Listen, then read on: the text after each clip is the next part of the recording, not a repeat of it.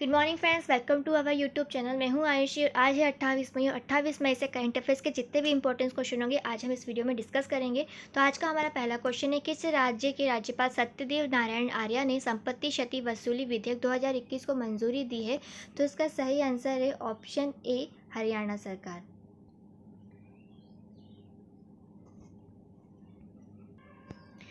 हरियाणा राज्य के राज्यपाल सत्यदेव नारायण आर्य ने संपत्ति क्षति वसूली विधेयक 2021 को मंजूरी दे दी है। राज्यपाल से मंजूरी मिलने के बाद संपत्ति क्षति वसूली विधेयक 2021 जो है वो अब कानून बन गया है। इस कानून के तहत सरकार के पास किसी भी प्रदर्शन करने के दौरान सरकारी संपत्ति को नुकसान पहुंचाने वाले से नुकसान का हर्जाना वसूलने का अधिकार होगा।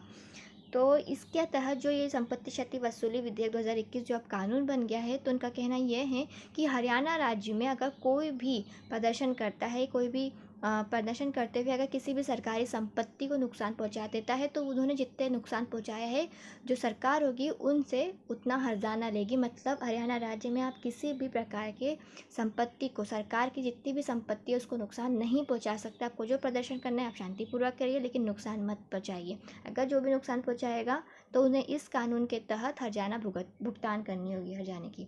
यह विधेयक जो था वो 18 मार्च 2021 को हरियाणा विधानसभा में पारित हुआ था और फाइनली इसे जो है अब मंजूरी मिल गई है। वहाँ के राज्यपाल सत्यदेव नारायण आर्य ने यहाँ उसे मंजूरी दी है। बढ़ते हैं हमारे नेक्स्ट क्वेश्चन की ओर। तो हमारा सेकंड क्वेश्चन है, अमेरिका राष्ट्रपति जो बाइडेन ने किस भारतवंशी को विदेश वाणिज्य सेवा के महानिदेशक डीजी के तौर पर नियुक्त किया है? तो इसका सही ऑप्शन है ऑप्शन ए, अरुण वेंकटरमन। हाल ही में जो है अमेरिका राष्ट्रपति जो बाइडेन ने अरुण वेंकटरमन को भारतवंशीय जो उन्हें विदेश वाणिज्य सेवा के महानिदेशक के रूप में नियुक्त किया। ये काफ़ी अनुभवी व्यक्ति हैं, क्योंकि जो व्हाइट हाउस की ओर से जारी बयान किया गया है उनके अनुसार वेंकटरमन को कंपनियों को अंतर्राष्ट्रीय संगठनों और अंतर्राष्ट्रीय व्यापार के मुद्दों पर अमेरिका सरकार को सलाह देने का 20 साल से ज़्यादा का अनुभव है।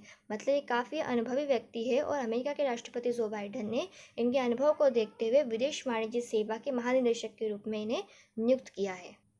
आज का हमारा थर्ड क्वेश्चन है, केंद्रीय महिला एवं बाल विकास मंत्रालय के अनुसार सरकार कितने देशों में अपने उच्चायोगों या दूतावासों में वन स्टॉप सेंटर खोलेगी? तो इसका सही आंसर है ऑप्शन डी, 9। केंद्रीय महिला एवं बाल विकास मंत्रालय के अनुसार सरकार जो है वो 9 देशों में अपने उच्चायोगों दूतावासों में वन स्टॉप सेंटर खोलेगी। तो वो जो 9 देश है वो है बहरीन, ओमान, यूएई, यूनाइटेड अमन Emirates, Qatar, Kuwait, Australia, Canada, Singapore और सऊदी अरब। तो इन 9 देशों में जो है सरकार वन स्टॉप सेंटर खोलेगी। हाल ही में जो महिला एवं बाल विकास मंत्रालय के सचिव है राम मोहन मिश्रा, महिला एवं बाल विकास मंत्रालय के सचिव कौन है? राम मोहन मिश्रा, यह जानकारी दी है कि केंद्र Bahrain, Oman, UAE, Qatar, Kuwait, Australia, Canada, Singapore में खोले जाएंगे। सचिव ने कहा है कि सऊदी अरब में 2 केंद्र खोले जाएंगे। इन केंद्रों को खोलने का जो उद्देश्य ये है कि इन देशों में काम करने वाली भारतीय महिलाओं को हिंसा होने पर उनकी मदद करना। मतलब यही कहना है कि जो भारत की महिलाएं होती है, जो बाहर विदेशों में काम करने जाती है, खासतौर पर जो केरल की महिलाएं होती है वो सऊदी अरब में नर्सिंग के लिए बहुत जाती है। वहाँ की जो नर्स होती है केरल की, वो सबसे ज़्यादा वर्क जो होती है वो सऊदी अरब में करती है। तो ऐसे जगहों पर वन स्टॉप केंद्र खोले जाएंगे और इनके खोलने का उद्देश्य यही है कि जो भारत मूल की महिला है वहाँ उनके साथ किसी प्रकार की हिंसा ना हो। अगर हिंसा होती है तो वो इस माध्यम से हमें बता सकेगी। तो सबसे ज़्यादा सऊदी अरब में जाती है, इसलिए वहाँ पर जो है 2 केंद्रों की स्थापना की घोषणा की है। तो अभी तो ये ट्रायल चल रहा है, जब इसे अभी मंजूरी नहीं मिली, ये अभी ट्रायल पर है। हमारा फोर्थ क्वेश्चन है आज का, हाल ही में खेल मंत्रालय ने ज़मीनी स्तर पर प्रतिभाओं को निखारने के लिए कितने राज्यों में कुल 143 खेलो इंडिया केंद्र खोलने का फैसला किया है? तो इसका सही आंसर है ऑप्शन सी, 7 देशों में। हाल ही में जो है खेल मंत्रालय ने जमीनी स्तर पर प्रतिभाओं को निखारने के लिए 7 राज्यों में कुल 143 खेलो इंडिया केंद्र खोलने का फैसला किया है। तो वो जो 7 राज्य है वो है महाराष्ट्र, मिजोरम, गोवा, कर्नाटक, मध्य प्रदेश, अरुणाचल प्रदेश और मणिपुर में स्थापित किया है।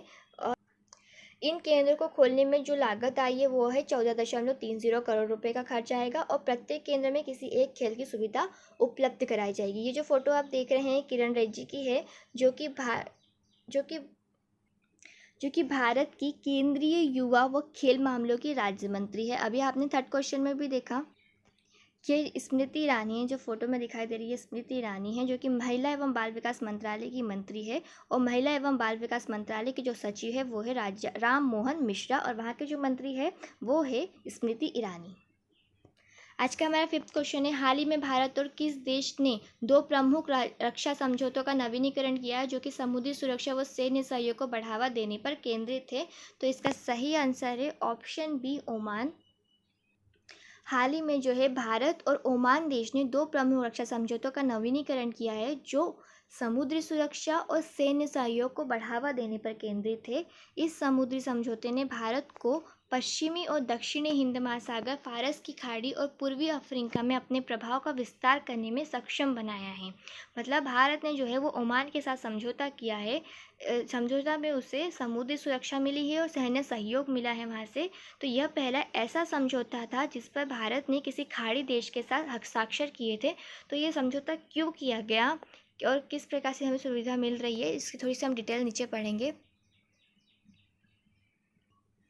तो भारत और ओमान द्वारा अपनी तीनों सैन्य सेवाओं के बीच नियमित द्विवार्षिक द्विपक्षीय अभ्यास किया जाता है। पहला जो है सेना का अभ्यास जो है अल नज़ाह में होता है। वायुसेना अभ्यास जो होता है इसे ईस्टर्न ब्रीज कहते हैं, और जो नौसेना अभ्यास होता है इसे नसीम अल बहर कहते हैं। तो ओमान हॉर्मुल जलमडमरू के प्रवेश द्वारा यह पर स्थित है, जिसके माध्यम से भारत अपने तेल आयातों का 5वां हिस्सा आयात करता है। भारतीय जहाज़ों को ओमान द्वारा दिए गए बर्थ अधिकार भारतीय नौसेना के लिए अदन की खाड़ी में समुद्री डकैती रोधी अभियान को अंजाम देने के लिए महत्वपूर्ण है। जो भारत और ओमान के बीच हुआ है समझौता, उसके आधार पर भारतीय नौसेना के लिए अदन की खाड़ी में समुद्री डकैती रोधी अभियान को अंजाम देने का महत्वपूर्ण है। मतलब अगर जो हम खाड़ी देशों से जो भी ट्रांसपोर्ट कर रहे हैं, जो भी सामान हम ट्रांसपोर्ट कर रहे हैं, अगर वहाँ पे कोई भी डकैती होती है तो वहाँ से हमें सैन्य सुरक्षा मिलेगी हमन देशों से, इसलिए हमने वहाँ से समझौता किया हुआ है। भारत ने ओमान के दुक्कम बंदरगाह तक पहुँचने के लिए ओमान के साथ वर्ष 2018 में एक समझौते पर हस्ताक्षर किया था। भारत इस क्षेत्र में जो है वह रणनीतिक गहराई बढ़ाने और हिंद महासागर के पश्चिमी तथा दक्षिणी भाग में अपनी इंडो पैसिफिक पहुंच को बढ़ाने के लिए ओमान के साथ मिलकर कार्य कर रहा है। इस क्षेत्र में चीन की बढ़ती पकड़ का मुकाबला करने के लिए भारत ने ओमान के समर्थन की आवश्यकता है, क्योंकि चीनी पकड़ वहाँ से बढ़ती जा रही है। लेकिन इसे कम करने के लिए, मतलब इस पर मुकाबला करने के लिए भारत को जो था ओमान का समर्थन बहुत ही ज़्यादा आवश्यक था। तो इन्होंने इस तरीके से इसे समझौता किया है। तो अभी हम इसको मैप में देखेंगे।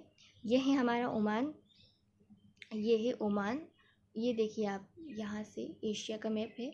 और ये है हमारी इंडिया, ये है इंडिया, ये है ओमान।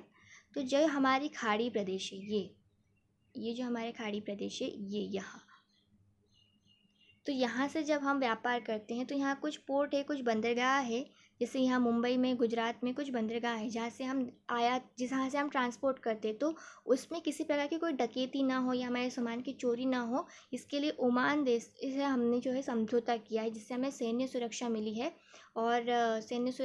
है और समुद्री सुरक्षा, ये दोनों ही मिली है। जो ओमान का जो कैपिटल है वो है मस्काट, और यहाँ की जो करेंसी है ओमानी रियाल है। जो पॉपुलेशन है यहाँ की 49.7 लाख है यहाँ की। अब यहाँ पे क्वेश्चन बचा था कि ओमान जो है वो कितने देशों की इसमें सीमाएं लगती है। तो यहाँ आपसे आप देख लोगे, ये ओमान की जो सीमाएं लगती है यहाँ से, ये सऊदी अरब से लग रही है, यहाँ से यमन से लग रही है, और ये यूनाइटेड अरब इमरात से लग रही है। अगर इसको आप जूम करके देखोगे तो आपको क्लियर दिखेगा। ये ओमान है, यहाँ से सऊदी अरब से लग रही है, यहाँ से ईरान यमन से लग रही है, यूनाइटेड अरब इमरात से यहाँ से सीमा लग रही है। पढ़ते हैं हमारे नेक्स्ट क्वेश्चन की। तो आज का हमारा 6th क्वेश्चन है, American Society of Gastrointestinal Endoscopy द्वारा रुडोल्फ की शिल्डर पुरस्कार जीतने वाले पहले भारतीय कौन बने हैं? तो इसका सही आंसर है option D, doctor Nageshwar Reddy Rudolf. American Society of Gastrointestinal Endoscopy द्वारा रुडोल्फ बी शिंडल पुरस्कार जो है वो डॉक्टर नागेश्वर रेड्डी रुडोल्फ जो कि भारतीय है उन्हें दिया गया है। रुडोल्फ बी शिल्डर अवार्ड जो है प्रतिष्ठित क्रिस्टल अवार्ड में सर्वोच्च श्रेणी है, जिसका नाम डॉक्टर शिल्डर के नाम पर रखा गया है, जिन्हें की गैस्ट्रोस्कोपी का जनक माना जाता था। यह डॉक्टर रेड्डी यह पुरस्कार जीतने वाले पहले भारतीय चिकित्सक बन गए हैं। हाल ही में किस गोल्फर ने 50 साल की उम्र में 2021 पीजीए चैंपियनशिप जीतकर इतिहास रच दिया है? तो इसका सही आंसर है ऑप्शन डी, फिल मिकेल्सन। हाल ही में जो है फिल मिकेल्सन गोल्फर ने 50 साल की उम्र में 2021 पीजीए चैंपियनशिप जीतकर इतिहास रच दिया है। इस जीत के साथ ही मिकेल्सन पीजीए टूर के इतिहास में एक बड़ा खिताब जीतने वाले सबसे उम्रदराज खिलाड़ी बन गए हैं। यह उनका 6वां खिताब है। मिकेल्सन ने जो है 50 साल 11 महीने और 7 दिन की उम्र में इतिहास में प्रमुख चैंपियनशिप के सबसे उम्रदराज विजेता का रिकॉर्ड तोड़ दिया है। यह रिकॉर्ड इनसे पहले जो था वो अमेरिका जूलियस बरोस के नाम पे था। उन्होंने 48 साल 4 महीने और 18 दिनों की उम्र में 1968 पीजीए चैंपियनशिप पर कब्जा कर लिया था। और हाल ही में ये जो अवार्ड है वो फिल मिकेल्सन के नाम पर हो गया है। उन्होंने 50 साल की उम्र में, मतलब 50 साल 11 महीने 7 दिन की उम्र में 2021 पीजीए चैंपियनशिप जीतकर इतिहास रचा है। आज का मेरा 8 क्वेश्चन है, हाल ही में भारतीय राष्ट्रीय भुगतान निगम एनपीसीआई ने रुपे के किस देश के पेकोर द्वारा विकसित सॉफ्ट पीओएस समाधान को अधिकृत किया है? तो इसका सही आंसर है ऑप्शन सी, तुर्की। हाल ही में जो है भारतीय राष्ट्रीय भुगतान निगम ने रुपे के लिए जो है तुर्की देश के पेकोर द्वारा विकसित सॉफ्ट पोस्ट समाधान को अधिकृत किया है। पेकोर जो है तुर्की की वैश्विक भुगतान समाधान एक कंपनी है। लाखों व्यापारी अब रुपे सॉफ्ट पोस्ट के माध्यम से संपर्क रहित भुगतान स्वीकार करने के लिए अपने निकट क्षेत्र संचार सक्षम स्मार्टफोन को पोस्ट मशीन में परिवर्तित कर सकते हैं। जो तुर्की जो है वो भी टेक्नोलॉजी के क्षेत्र में काफ़ी अग्रणी देश रहा है, तो इन्होंने भी अभी संपर्क रहित भुगतान की वो शुरुआत की है। लाखों और इसके लिए अपने निकट के क्षेत्र में संचार सक्षम एनएफसी स्मार्टफोन को पीओएस मशीन में परिवर्तित कर सकते हैं। भारतीय राष्ट्रीय भुगतान निगम के बारे में हम थोड़ा सा पढ़ेंगे। तो इसके जो एमडी है, सीईओ है जो है इसके, तो वो है दिलीप अजबे, और जो इसका मुख्यालय है मुंबई में है, और इसकी स्थापना जो थी वो 2008 में हुई थी।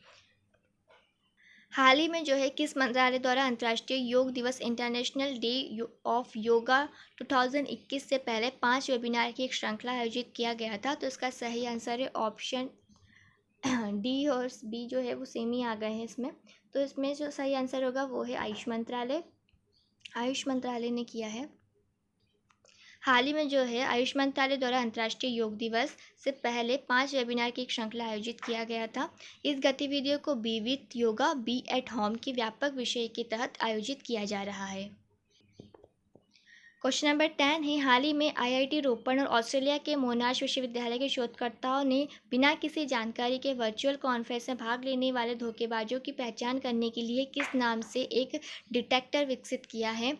तो इसका सही आंसर है ऑप्शन बी है, फैग बस्टर।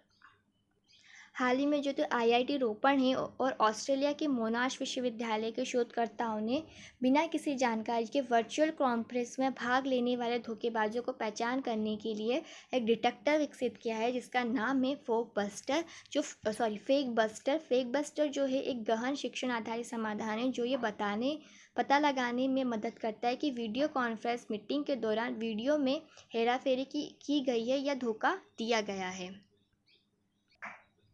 हाल ही में आज का हमारा 11वां क्वेश्चन है, हाल ही में किस भारतीय को 47वीं FIH कांग्रेस के माध्यम से अंतर्राष्ट्रीय हॉकी महासंघ द्वारा अध्यक्ष पुरस्कार से सम्मानित किया गया है?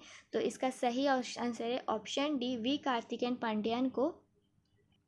तो जो हाल ही में भारतीय जो है वी कार्तिकेयन पांड्यन जो भारतीय को जो है वो 47वीं FIS कांग्रेस के माध्यम से अंतर्राष्ट्रीय हॉकी महासंघ द्वारा अध्यक्ष पुरस्कार से सम्मानित किया गया है। जो ये कार्तिक आर्यन पांड्यन है ये उड़ीसा के IAS से, और वी कार्तिक पांड्यन जो है उड़ीसा के मुख्यमंत्री नवीन पटनायक के निजी सचिव भी है, वहाँ के IAS भी है।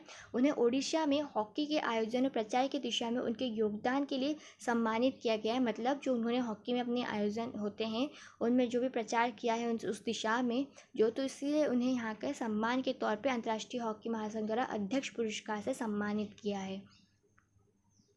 आज का हमारा 12th क्वेश्चन है, भारत में किस वर्ष चीता को विलुप्त घोषित कर दिया गया था?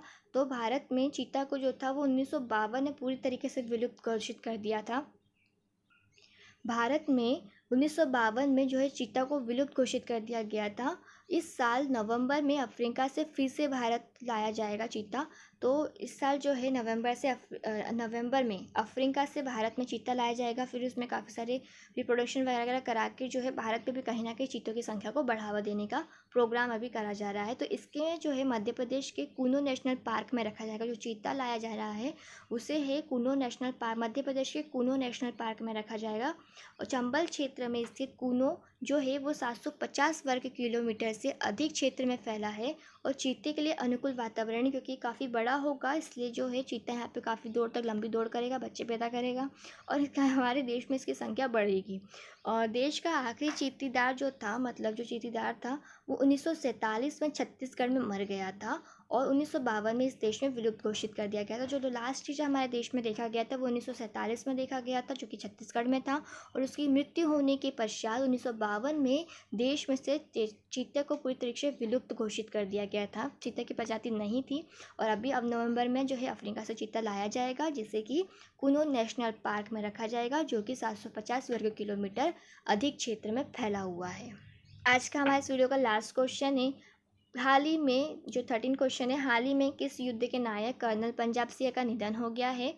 तो 1971 के बांग्लादेश मुक्ति युद्ध, हाल ही में जो थे 1971 के बांग्लादेश मुक्ति युद्ध के जो नायक थे कर्नल पंजाब सिंह का भी निधन हो गया है। पंजाब सिंह का जो जन्म था 15 फरवरी 1942 को हुआ था। कर्नल को 6वीं बटालियन सिख रेजिमेंट में 16 दिसंबर 1967 को कमीशन दिया गया था। उन्होंने 12 अक्टूबर 1986 से 29 जुलाई 1990 तक सिख रेजिमेंट की कमान संभाली थी और इन्हें हाल ही में इनका निधन हो गया है। चलो, तो हमारा अगर वीडियो आपको अच्छा लगा है तो प्लीज़ लाइक कीजिए, कमेंट कीजिए और हमारे वीडियो को शेयर कीजिए और चैनल को सब्सक्राइब कीजिए। और इसका फ्री पीडीएफ के लिए आप हमारे टेलीग्राम ग्रुप से जुड़ सकते हैं। तो have a nice day, thank you.